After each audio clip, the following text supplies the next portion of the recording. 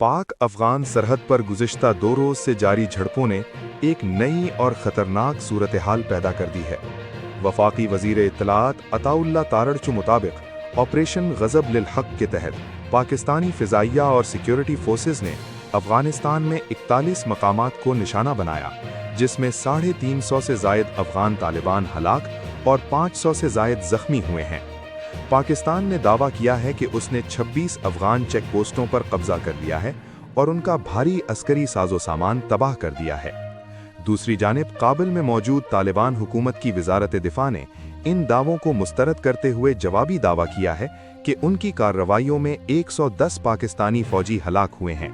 तालिबान का कहना है कि उन्होंने 27 पाकिस्तानी चौकियों का कंट्रोल संभाल लिया है।